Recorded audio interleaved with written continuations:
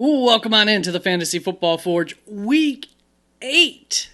We're here. We're cruising. Fantasy footballs. The wide receiver rankings for Week 8. Let's go, baby. So, as always, let's get on into some injury news and some interesting usage information, and then we'll get on into the rankings for the position. So let's just get going here with some of the injuries.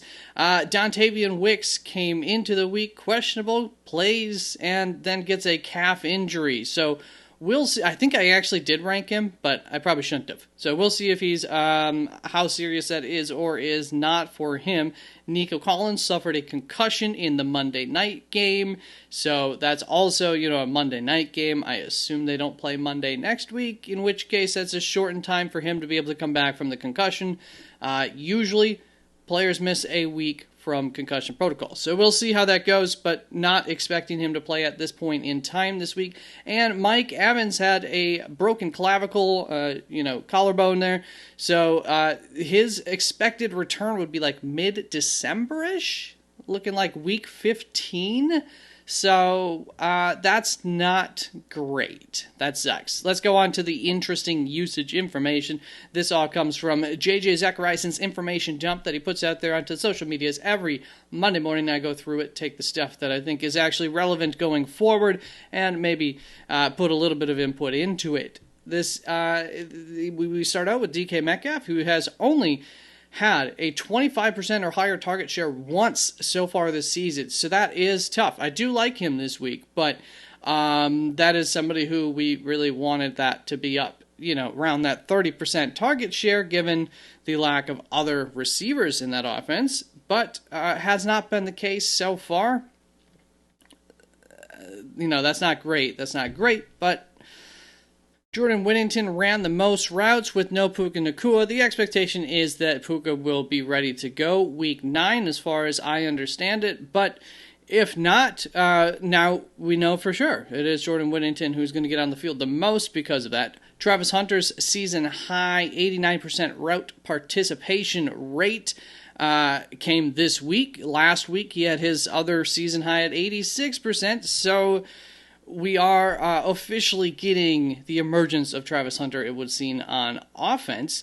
Rome Odunze's second straight disappointing game happened this week, but his target share was over 24% at least, and with all of the buys this week and everything, and a good matchup, still like Rome Odunze this week again. Rashid Shaheed had a 31% target share. Malik Washington saw a season-high route share, and I assume that had something to do with Darren Waller's injury, which it appears might be long-term. And he saw a season-high target share as well. Jerry Jeudy continues to see a decent target share with Dylan Gabriel in at quarterback. So, at least the targets are coming. You can't quite fade him completely yet. Stephon Diggs continues to get targeted at an elite rate over the past 4 weeks. So that continues. That's good news. Jack Besh is on the field a lot as of recent, and I assume that has to do with both the Brock Bowers and more so, of course, the Jacoby Myers injury. And with Jacoby, a potential trade guy, Jack Besh is not somebody that's, too bad. He's a rookie, second-round draft pick to have, on especially in like deeper leagues type of rosters, a guy to stash. Rashee Rice ran only 19 routes. I do think that has to do as much with the game flow as anything, because weren't they basically onto their backups in the fourth quarter? But he got targeted on nearly half of those. I think it was 9 targets that game, so just about half of his routes run, he gets targeted. Boom. Congratulations. And you'll see extra congratulations when we get to the rankings for those who drafted Rashee Rice and now have him. That was a great start to somebody that you had to wait for. Philadelphia has passed at or above on 50% of their snaps since week 3. I think that's since that's probably since week 3. So week 3 on, that's a good thing because they weren't doing that much at all last year in the run. They had that run game. It was a lot stronger than it has been this year, so now they're having to pass more. And so, of course, for somebody like A.J. Brown, Devonta Smith, that's a good thing. Speaking of A.J. Brown, his target share, excluding week 1, has been elite at over 30%. And so as of late, we're starting to see that turn around. No Garrett Wilson means Josh Reynolds is on the field a lot, and so is Arian Smith. Reynolds, however, is the one who's going to get the targets, and you would expect that to go forward if there is no Garrett Wilson. I am ranking currently Garrett Wilson for this week just to have him ranked because it'll be much easier to just sit him and then put Josh Reynolds somewhere else. So I'll give you a good idea of where Garrett Wilson ranks this week with Biomageddon going on. Romeo Doubs' target shares past 3 weeks have been very good. So Romeo Doubs starting to become consistent, and that would be, very good if that were to continue in terms of just having somebody that you could rely on and try to play some weeks. Denver's rookie wide receiver Pat Bryant has been getting on the field more in recent weeks. Who does it impact the most? I really don't know out of those receivers, and we saw last week, the guys that we expect still had good weeks. Like all of them did decent, so just something to keep an eye on. I'm not too afraid of Pat Bryant in terms of like talent-wise and everything, but he's definitely like somebody who I have been tracking. He is the type of receiver that Sean Payton really tends to like. No Debo and no Terry McLaurin meant Chris Moore and Jalen Lane were going to be dominate the routes. So we'll see. I am currently ranking both Debo and Terry McLaurin as if they're coming back, but obviously that's far from any kind of guarantee. Then we've got a quarterback situation there going on. Nonetheless, those were the two names that benefited the most from that, and to me that makes sense. That's why I had it all ranked like I did last week. Sorry to you Luke McCaffrey believers, but look, wide receivers have roles in offenses. There are backups to guys that when somebody else goes down, they fill in that role. It's not like somebody who is already on the field doing their thing is necessarily going to just come in and then fill in that role as well. So just something to think about when these things happen. It happens with running backs all the time, where it's like, oh, well, it's going to be now the other running back that had been getting on the field.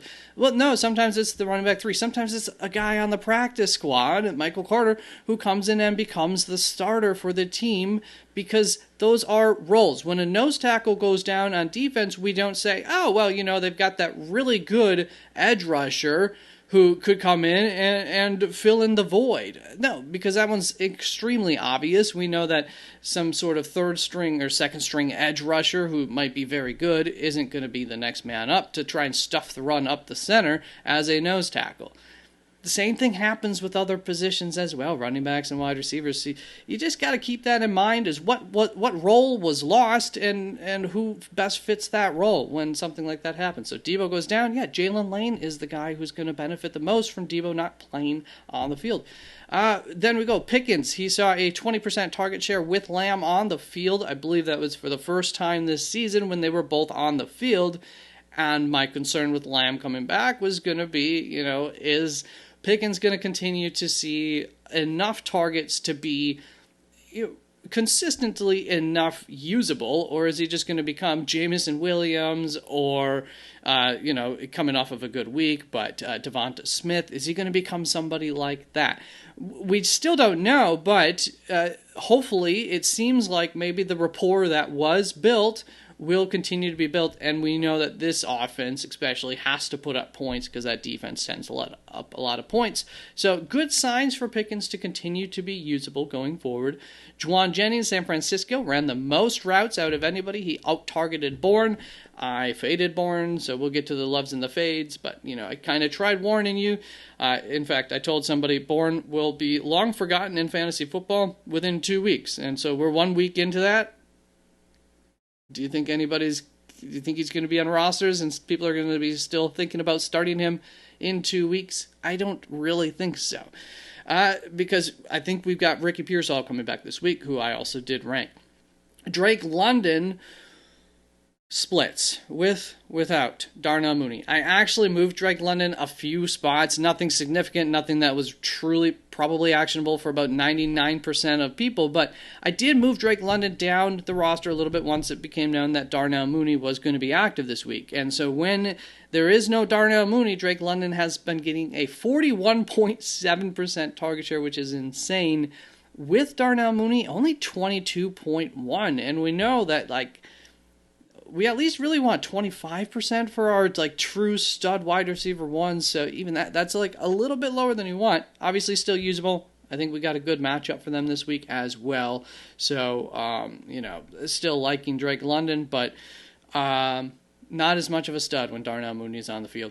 Then we've got my loves and my fades from last week. How did I do?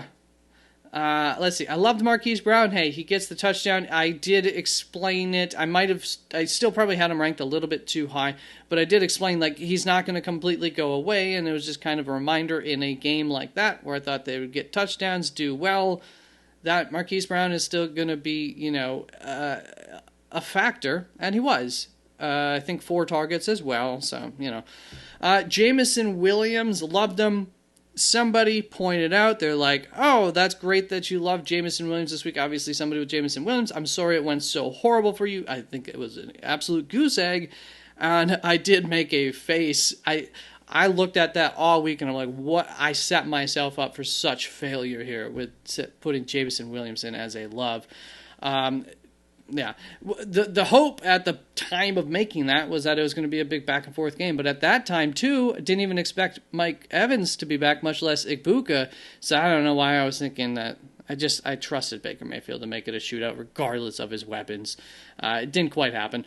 Really good job, Detroit defense, of preventing the scores from happening. And then Xavier Legette was my love of the week. I've been doing pretty darn good with those deep loves, those DFS type of love plays. And, the wide receiver 2 against the New York Jets typically feeds. And Xavier Legette's been getting a lot of targets. So it just made sense to me that, hey, Xavier Legette, if he could catch these suckers, could have a big week. And it ends up coming through. So wish I had bet on that one. Fades, Tataroa McMillan. Got that one pretty much right. He makes a couple of plays, but struggles to do too much. Kendrick Bourne, faded that. Good job there. Faded Wan'Dale Robinson. Luckily enough, also Kendrick Bourne, I did end up telling some people to start him anyways. But Wan'Dale Robinson, I think I ended up telling more people to start him compared to who they were asking against, at least. So, at least, that's a little bit of a consolation prize for me, because ultimately I care more about getting these things right, getting my start sits right for you guys, than I do about winning my own fantasy teams. It just weighs heavier on me. So let's get on into the rankings. What you're seeing on the screen here for the wide receiver rankings over on the left, fantasy points. It is a scoring system on 0 to 36 scale that takes the average fantasy points per week, but then it is ran through a filter, let's say, for consistency, and that's how they get. That's how that point system works. So it is a consistency-based average fantasy points per week system. The higher, the better. Targets, the higher, the better. And there is a correlation between targets and fantasy points scored. It's not the whole story. Not all targets are created equally for players, but it is a sign of what is possible at the very least. The more targets, once again, the better. And here are the Vegas spread, implied point total. Get a good idea of, the touchdown upside, the game flow potential. Will it work in favor of or against for a lot of, in this case, receiving opportunities. Let's get on to these wide receiver rankings. And I do have these a little bit tighter than I have in recent weeks. A small tier here to start off. These are the guys, just start them. Just start them. The matchup's too good. They've overall on the season been good enough. We got to start them. So CeeDee Lamb is my wide receiver 1 this week going up against Denver. Maybe he shouldn't be the wide receiver 1. I don't know why I felt so confident to put him up at 1. But nonetheless, he's been an absolute stud when he's on the field. Jamar Chase is my wide receiver 2 going up against the New York Jets. So I do believe Sauce Gardner had an injury. I think it might be concussion, so he very well might be out. That would be huge for that. Rashee Rice, baby. That's what I'm saying. Congratulations, Rashee Rice owners. Hopefully this will continue like this. I still do think it could be less consistent than last year. Nonetheless, the other thing that I've been talking about, the team Patrick Mahomes, they all talk so highly of him, about how important he is. So there is reason to believe that this could just be here to stay. And going up against Washington might not even have all their offensive weapons in terms of the quarterback there. So loving Rashee Rice this week in Kansas City is a team that just kind of passes no matter what for the most part. Emeka Egbuka, man, I mean, it sucks Mike Evans is out for Emeka Egbuka owners. However, congratulations. You've got yourself a stud rest of the year, or at least close to stud. He came into this week a little bit gimped. I assume that's why things were just a little bit off between him and Baker Mayfield. Expect that to get better going forward. He's still got all the targets, and he's going to continue to going forward, and they're going up against New Orleans. So, yeah, I think he's a stud start this coming week. Garrett Wilson going up against Cincinnati. I don't really care which quarterback they have. It's a good matchup, and he should get fed targets always. Drake London going against Miami, really good matchup. They don't really have anybody in their secondary who can match up well against Drake London, so I expect that to go well. Quarterback situation there doesn't really matter. They got a good enough quarterback in the backup there. And then Rome Odunze going up against Baltimore. Look for another big week from Rome Odunze. I would have a really, really hard time sitting him. Same with Courtland Sutton going up against Dallas, one of the best, if not the best, wide receiver matchup. Let's have a day, Courtland, please. But even if he doesn't have a massive day, he should still have one of his normally good days and help you to just not lose your week. And that's why these guys are the studs. I expect that these guys, even if things don't quite go all the way to where they're a top 10 guy on the week, the floor is still quite high. So that is going to bring us on to the second tier, going from Justin Jefferson at my wide receiver 9 to George Pickens at 10, DK Metcalf all the way up here at 11, despite some of the concerns. He is the type of wide receiver that Green Bay cornerbacks will struggle against. We just don't have the kind of guy who can just body up with those premier or big-bodied typical X receivers, your Nico Collins, just the wide receiver ones of the league, like the true ones. And DK Metcalf, although he's, target share wise and everything like that, he's not like fantasy wise a true one. He's got that body type.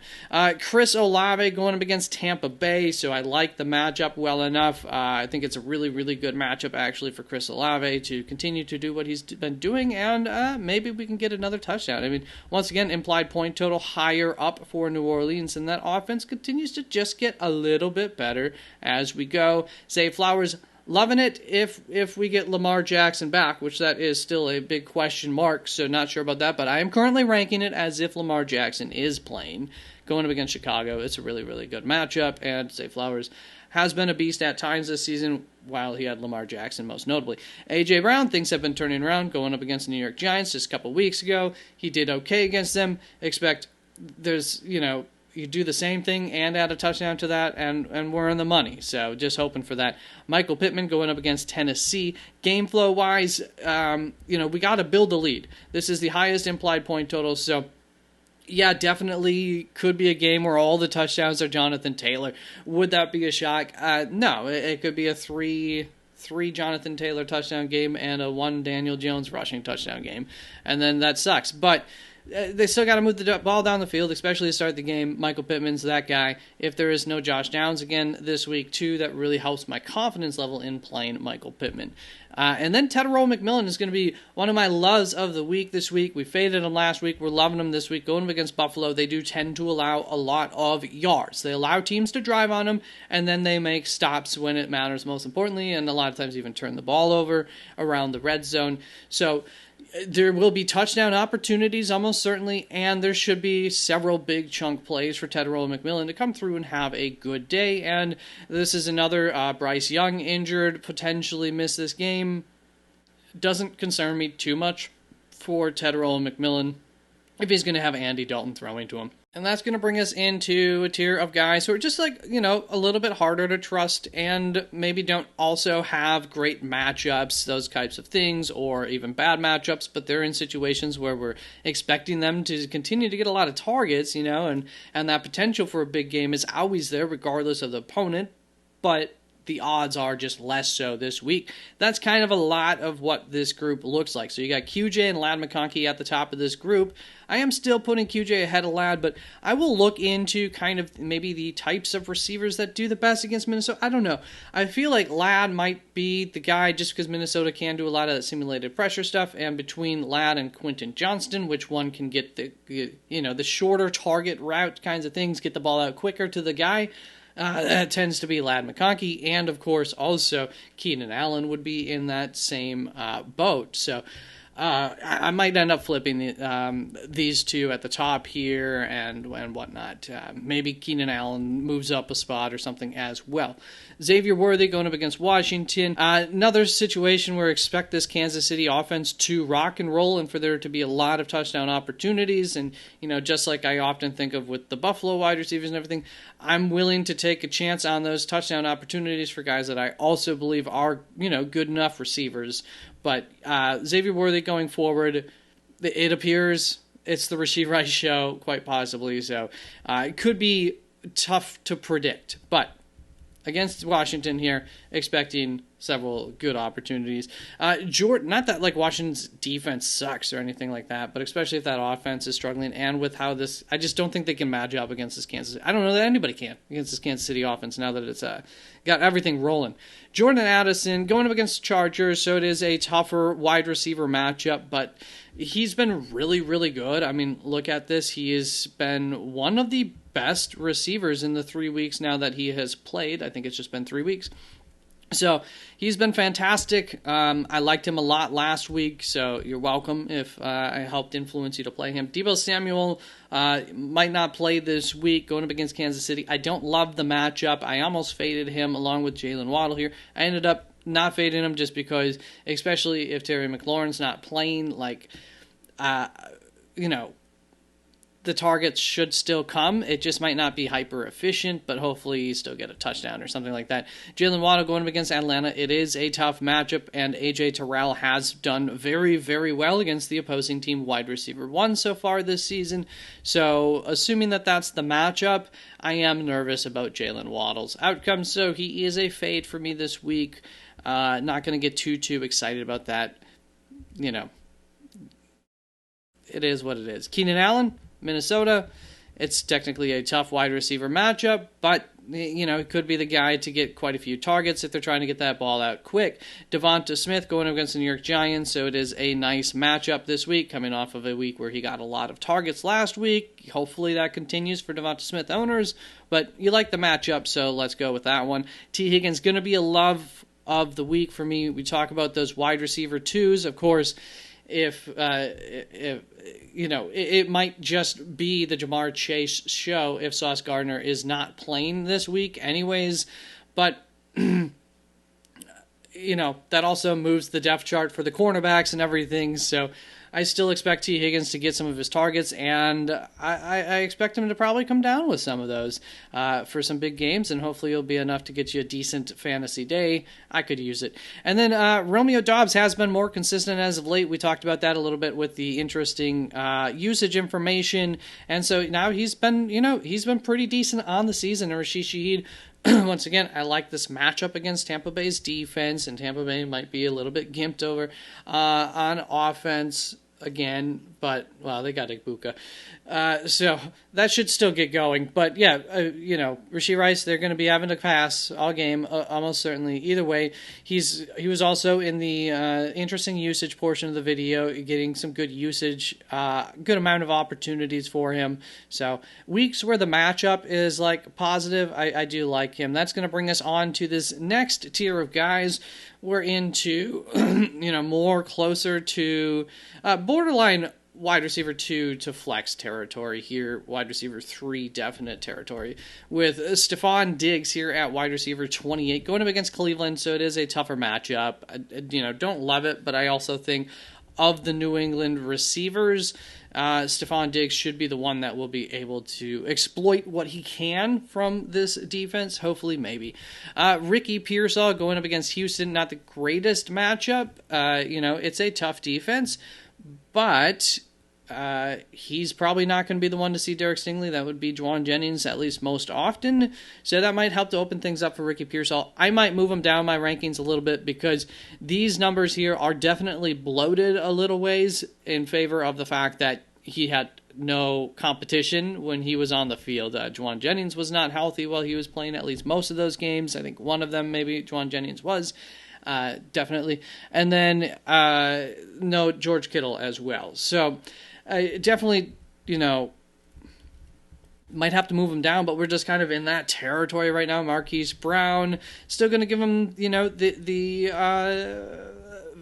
benefit of the doubt in a game where I expect a lot of touchdown opportunities. Wan'Dale Robinson is kind of the exact opposite, going to give him the benefit of the doubt in terms of the floor still, but the ceiling is concerning. The touchdown opportunities, not the highest.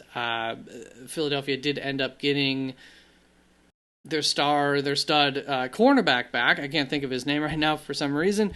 Last week, so that might not help, but Wan'Dale still does it last week, pretty well against a different, very good, better Patrick Surtain cornerback on the opposite side of the field. So, it seems like he's kind of here to stay. Great for him.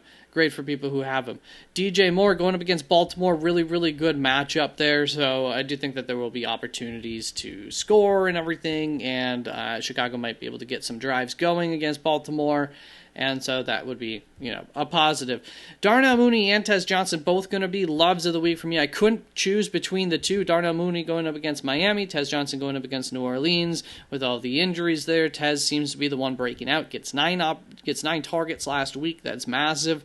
Didn't expect him to get so many target opportunities, but they're using him to his full extent very wisely. And I have a certain amount of belief in that ability to continue going forward, especially in this matchup.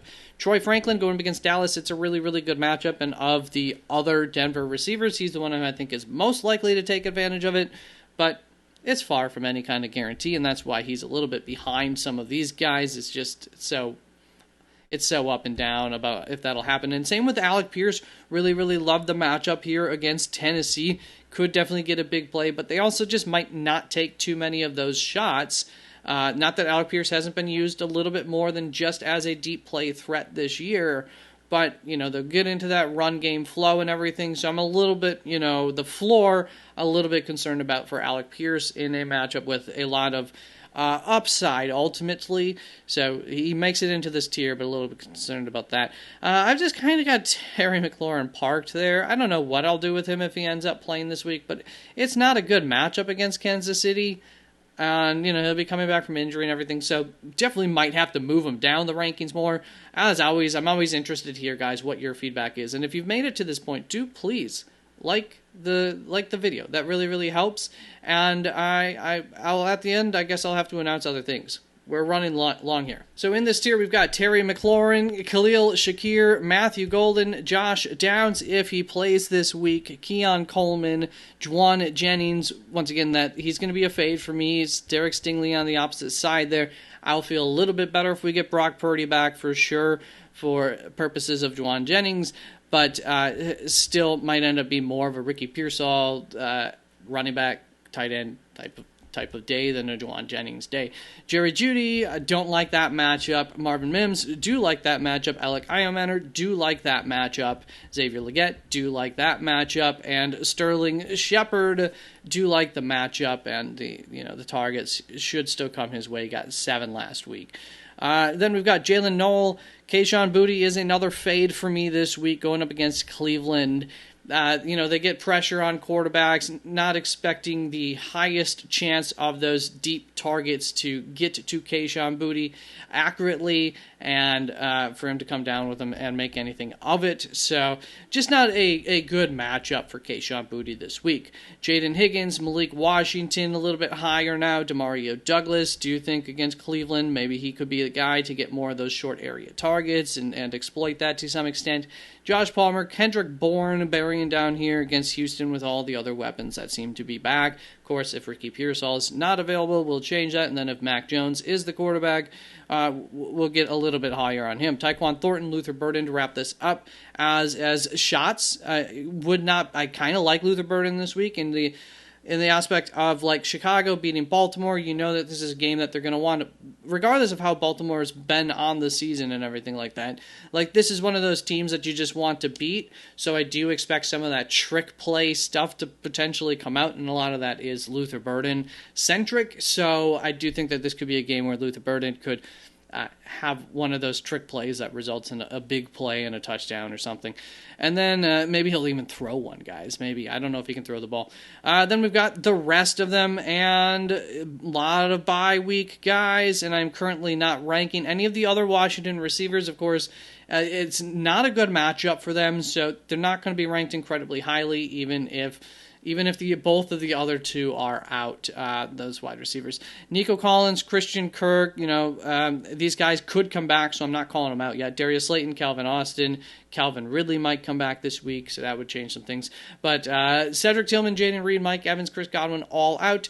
Don't forget, you can find the rankings up on the website, www.theFFForge.com, and I have a doctor's appointment midday today, as of the day of the release of this video, so that could set back getting those links ready to go. So check out, there are links in the description that as you go through the week, those will be usable, and they'll bring you right to the rankings. But for now, in the short term, it might not be until later than normal on Wednesday where those links will work. So www.theFFForge.com, those rankings, unless you happen to go up onto the website while I am updating the links, those should be working. So if you go and they don't work and you can't find the rankings on the website, it's bringing you to a non-existent link, just give it like 15 minutes and then they'll be going. All right, thank you so very much. Have a good one. Those are the wide receiver rankings for this week. There will be some changes, I'm sure, as the week goes on. Peace out.